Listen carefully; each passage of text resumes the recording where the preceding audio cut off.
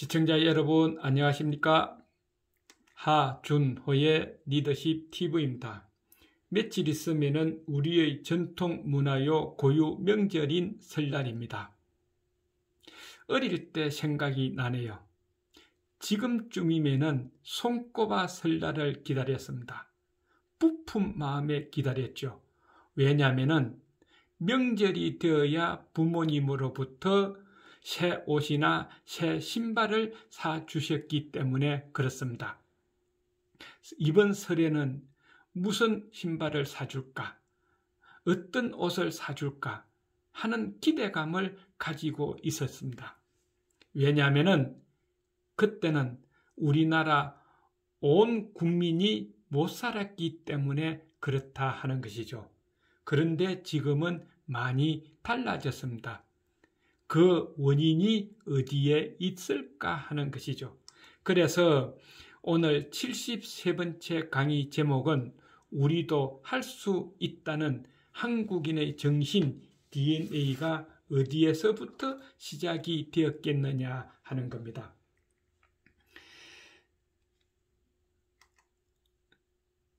1960년도 우리나라 1인당 국민소득이 79달러였다고 그럽니다. 그만큼 못 살았죠.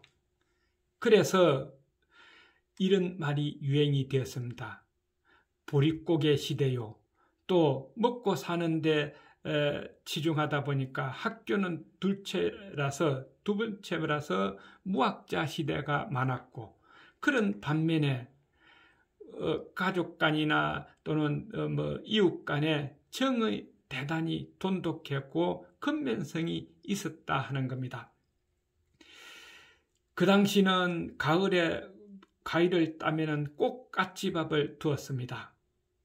자연과 나누어 먹겠다는 것이죠. 들판에 나가서 일을 하다가 음식을 먹을 때는 꼭 고시래를 했습니다. 자연과 나누어 먹겠다는 정이 있었기 때문에 그렇습니다. 그리고 일거리만 있으면 새벽부터 밤늦게까지 일을 했습니다. 이런 능력을 가지고 있는 민족이 왜 못 살았느냐 하는 것이죠. 그것은 여러 가지 원인도 있었겠지만은 유교가 끝난 지 한 7년 정도뿐이 되지 못했고, 또 지도자의 동기 리더십이 부족했기 때문에 그렇지 않느냐 하는 것입니다. 그런데 우리는 지도자의 리더십 때문에 40여 년 만에 세계 어떤 나라도 번접할 수 없는 전무후무한 기록을 세우게 되었습니다. 2018년도 우리나라 1인당 국민소득이 3만 불 되던 시대였습니다. 1960년대에 비해서 무려 280배 성장했으며 같은 기간 전 세계 국민 총생산, 세계 국가들의 평균 국민 총생산이 7.5배 성장했는데 우리 대한민국은 GDP가 40배 증가했다 하는 것이죠. 그래서 어떤 나라도 범접할 수 없는 전무후무한 기록이라고 그랬습니다. 그러다 보니까 여러 나라에서 우리를 연구하게 되었죠. 그 대표적인 것이 이스라엘에서 이런 이야기를 했습니다.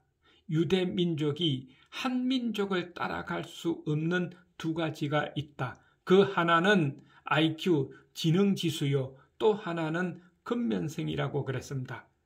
우리나라 사람은 부지런하기 때문에 세계 어느 곳을 갖다 놓아도 굶어 죽는 법은 없다고 그랬습니다.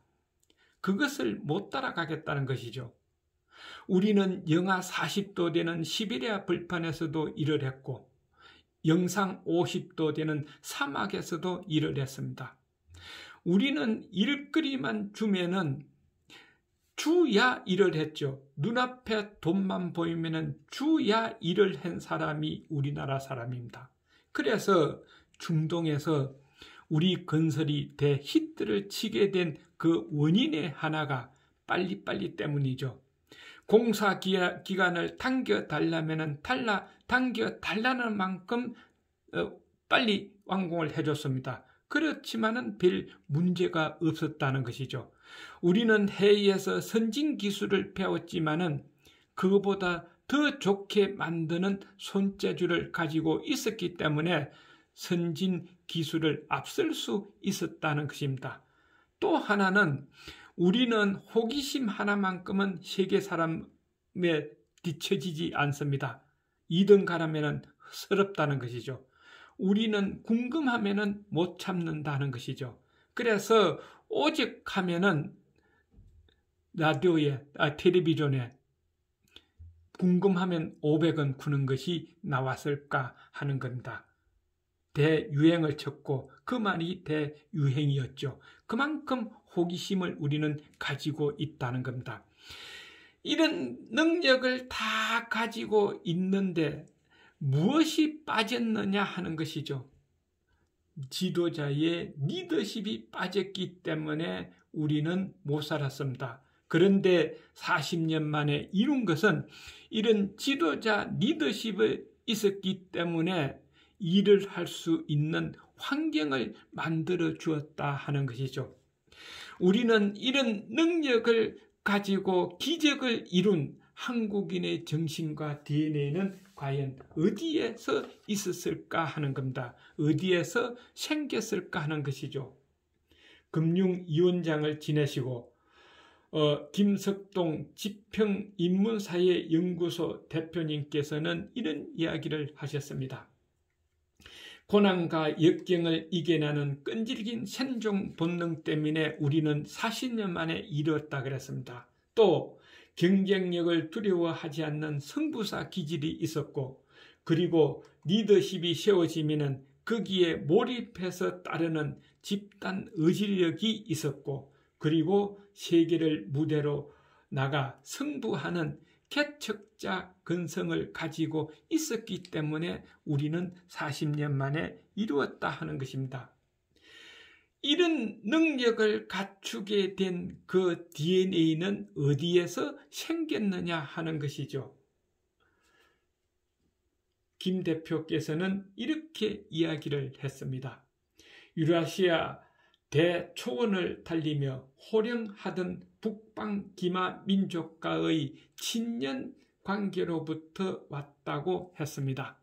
북방 기마 민족과의 친년 관계가 이런 우리의 DNA를 가지게 되었다 하는 것이죠. 그런데 여기에서 한 가지 의문점이 생깁니다.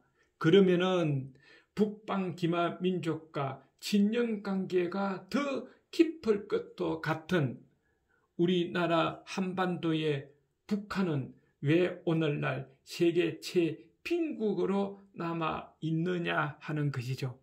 거기에 대해서 김석동 대표님은 이렇게 이야기를 했습니다. 풀어놓은 것과 묶어놓은 것의 차이라고 했습니다. 다시 말해서 기마민족은 그칠 것이 없는 대평원에서 말을 타고 달리던 민족이죠. 얼마나 잘 풀어놓았느냐가 관건이라는 것입니다. 자유민주주의, 자유시장경제체제와 통제, 감시, 규제의 폐쇄사회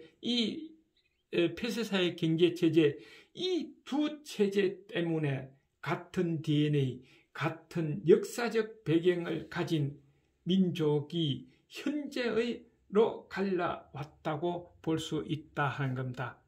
이 두 체제 때문에 최빈국과 기적을 이룬 대한민국, 이 두 가지로 갈라놓았다 하는 것이죠.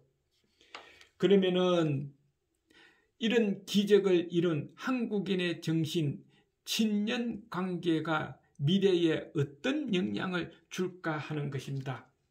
친년은 사전에 보면은 이렇게 되어 있죠. 친척으로 맺어진 인연의 관계다 하는 겁니다.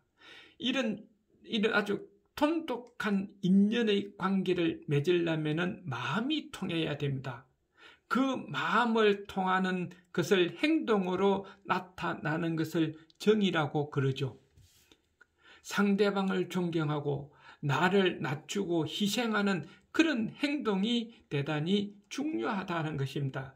그래서 우리 민족은 남에게 피해를 주지 않게 해서 남보다 잘 살아야 된다. 그래서 근면성을 가지게 됐고 열심히 일을 하다 보니까 창의성, 인내심, 조직력, 또 모험심, 승부기질이 자동적으로 생기게 되었지 않느냐 하는 것입니다. 그래서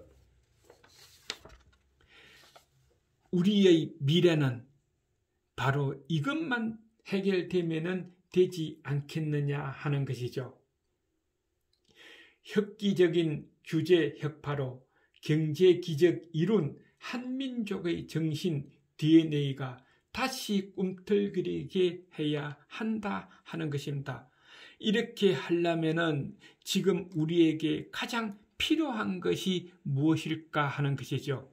그것은 훌륭한 지도자의 리더십이다 하는 겁니다. 어떤 조직이든 어떤 기업이든 또 국가든 다 마찬가지일 거다 하는 것이죠.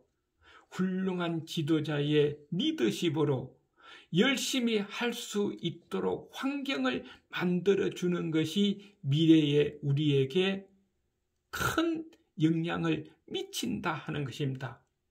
그래서 이런 지도자가 환경을 만들어주면 우리는 친년의 핵심인 정으로 세계를 잡고 흔들 때가 온다 하는 것이죠.